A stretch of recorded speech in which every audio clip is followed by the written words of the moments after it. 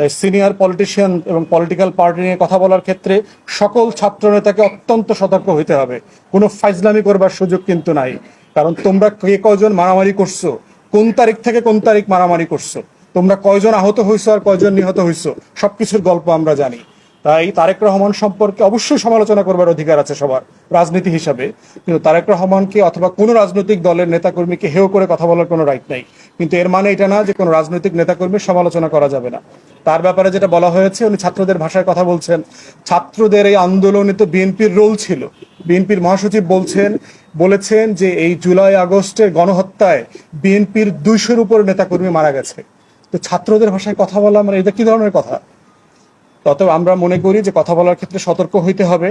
কোনো রাজনৈতিক নেতাকে ছোট করা যাবে না, কারোর ত্যাগকে ছোট করা যাবে না।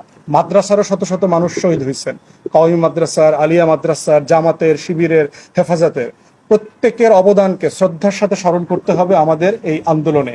এটা কোনোভাবে ছোট করবার সুযোগ নাই। সাংবাদিকরা দায়িত্ব পালন করতে গিয়ে 4জন না 6জন সাংবাদিক শহীদ হয়েছেন। অতএব প্রত্যেকের অবদানকে গুরুত্ব সহকারে দেখতে হবে। একক কোনো ভিত্তির উপরে আন্দোলন হয় নাই, এটা যেন সবার মনে থাকে। এই আন্দোলনটা সারা বাংলাদেশ মিলে আন্দোলন করেছে। 3 সপ্তাহে 3.5 জন এসে আন্দোলন করে নাই। ঢাকা বিশ্ববিদ্যালয় থেকে শুরু করে পাবলিক ইউনিভার্সিটির 19শে জুলাই পর থেকে তেমন কোনো কন্ট্রিবিউশন নাই। এই আন্দোলনটা ক্যারি আউট করেছে প্রাইভেট ইউনিভার্সিটি, জাতীয় বিশ্ববিদ্যালয়ের ছেলেমেয়েরা এবং মাদ্রাসার ছাত্ররা। অতএব সেই আন্দোলনের ব্যাপারে সবাইকে অবদানের জায়গাটা শেয়ার করতে হবে এবং সবাইকে ন্যায্যতার ভিত্তিতে সম্মানের সাথে আন্দোলনের শেয়ার দিতে হবে। আমরা মনে করি এর বাইরের অন্য কোনো আলোচনাটা আমাদের সবার জন্য সুখকর হবে না। তারেক রহমানের ব্যাপারে একজন সমন্বয়ক বলেছেন যে উনি ছাত্রদের ভাষায় নাকি কথা বলছেন। প্রশ্ন হচ্ছে, দেশের সবচেয়ে গুরুত্বপূর্ণ রাজনৈতিক দলের সবচেয়ে সিনিয়র নেতার ব্যাপারে কথা বলার ক্ষেত্রে সবাইকে খুব সতর্ক হইতে হবে। হাসনাত আব্দুল্লাহ থেকে শুরু করে সকল ছাত্র সমন্বয়ককে বলছি, তোমাদের এই আন্দোলনের সাথে তোমরা 3 সপ্তাহে আন্দোলন করো নাই। এই আন্দোলন বাংলাদেশের গণতন্ত্রকামী মানুষ গত 17 বছর থেকে করেছে।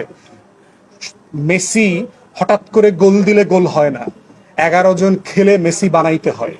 অতএব তোমরা যদি মনে করে থাকো তোমরা 3 সপ্তাহে মেসি হইছো, তোমরা 3 সপ্তাহে রোনাল্ডো হয়ে গেছো, তোমরা বোকার স্বর্গে বাস করছো। অতএব একই প্রসেসের মধ্য দিয়ে ভারতে যারা পালিয়ে গেছেন তাদের বিরুদ্ধে যদি অভিযোগ তৈরি হয়, তদন্তের ভিত্তিতে বিচার হয়, তাদের বিরুদ্ধে যদি কনভিকশন হয়, তাদেরকে ফিরিয়ে আনার জন্য ভারতের সাথে যেভাবে আমরা বন্দি বিনিময় চুক্তির মাধ্যমে তাদেরকে ফিরিয়ে নিয়ে আসার চেষ্টা করতে পারবো, ইন্টারন্যাশনাল যে অর্গানাইজেশন আছে ইন্টারপোলের মাধ্যমে তাদেরকে ফিরিয়ে নিয়ে আসার সুযোগ আছে।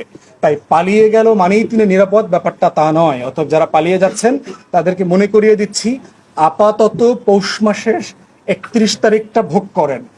পৌষের 31 তারিখ শেষ হয়ে গেলে কিন্তু অন্য মাস শুরু হবে। সেই মাসও আসবে, আপনাদেরও বিচার হবে, আপনাদেরকেও আমরা প্রিজন ভ্যানে করে ওই পার থেকে এই পারে নিয়ে আসবো। সেই দিনের অপেক্ষায় জাতিকে সজাগ সচেতন থাকতে হবে, বিচারের দাবি তুলতে হবে এবং আমাদের যে কাজ সেই কাজ অব্যাহত রাখতে হবে।